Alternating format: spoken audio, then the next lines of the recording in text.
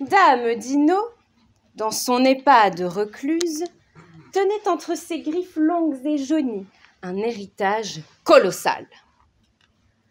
Dame Dino, que l'on appelle aussi Mamie Gâteau, était si fortunée et si vieille. Monsieur Renardeau, à peine sorti de la tanière, a vite flairé le bon filon. Fourbe, cupide, il ne rêvait que d'une seule chose. La thune de la vieille. Et de préférence sans faire aucun effort. Assez de se lever pour 1002, c'est insultant. Pour parvenir à ses fins, il a mis au point un plan en 3 étapes d'une simplicité enfantine. 1. Passer la bague à la patte de la vieille poule aux œufs d'or. 2. Attendre son extinction, en espérant que cela ne prenne pas trop longtemps quand même. 3. Empocher le gros magot. C'est tout, un jeu d'enfant. Le stratagème était habile. Mamie Gâteau n'avait ni descendance, ni mari, ni chat, ni chien, ni poisson rouge à qui léguer cette immense fortune. Mais les jours se succédaient, les semaines filaient, les années défilaient. Et rien ne se passait. Il est increvable! Monsieur Renardeau commençait à se faire les cheveux blancs et à sérieusement regretter ce viager amoureux.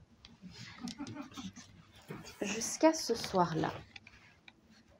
Elle vint l'enlacer de ses petits bras courts et tout flétris, et avec une haleine tout droit sortie des cavernes, elle lui murmura: « Je crois que je ne vais pas passer la nuit, mon Renardeau. » Monsieur Renardeau explosa de joie, les euros dans les yeux, la tête dans les billets de 500.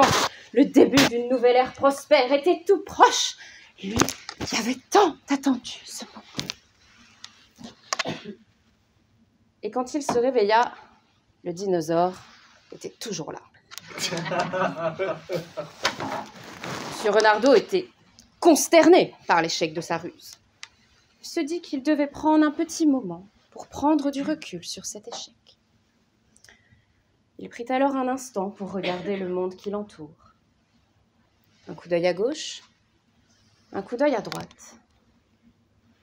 Partout où il posait son regard, il ne voyait que: « Nous sommes envahis ! À la caisse des supermarchés le vendredi, à 19h évidemment, assis dans les transports en commun en heure de pointe, dans les clubs de pétanque, dans les bateaux de croisière, les plus flemmards d'entre eux siègent même au Conseil constitutionnel. On n'apprend pas aux vieux sages à faire la grimace. Comme si tout cela ne suffisait pas, les plus téméraires sont même à la tête de la première puissance mondiale, avec un sourire étincelant et un brushing impeccable. Mais quelle est donc cette fascinante espèce qui peuple les contrées?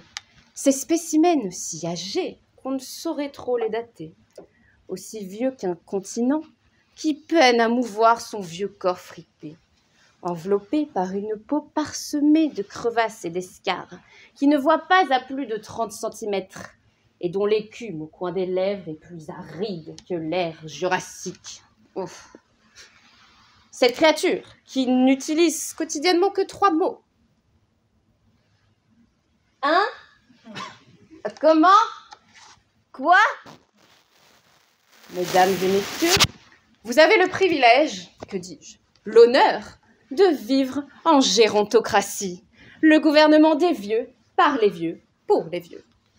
Alors, bienvenue dans cette société de plus en plus conservatrice et réfractaire aux idées novatrices, où la figure emblématique du parti majoritaire est un fossile politique gâteux. Bienvenue au royaume des seniors, où l'avenir du pays est confié à ceux qui s'endorment après avoir trop mangé et qui continuellement convertissent les euros en francs. Alors venez! Venez découvrir ce viager sociétal pour lequel vous n'aviez pas signé. Une arnaque institutionnalisée, organisée par nos aïeux. Eux bénéficient d'une retraite dorée. Et vous, jeunes confrères, vous peinez à épargner. Et n'oubliez pas, il faudra cotiser plus longtemps pour ceux à qui, en théorie, il ne reste plus très longtemps. Et votre vie sera rythmée par les incessants. Tu sais, moi, à ton âge, j'avais déjà fait la guerre. À Noël, on se contentait d'une mandarine. Et le concours d'avocat, c'était autre chose à l'époque. Non! Ras-le-bol! N'êtes-vous pas fatigué? Il faut croire que non. Mourira bien qui mourira le dernier, comme dit le proverbe. Car quand il se réveilla, le dinosaure était toujours là. Mais quel peut bien être le secret d'une telle longévité? Est-ce l'amour et l'eau fraîche? Est-ce la soif de pouvoir? Ou peut-être simplement, c'est l'envie de nous faire chier.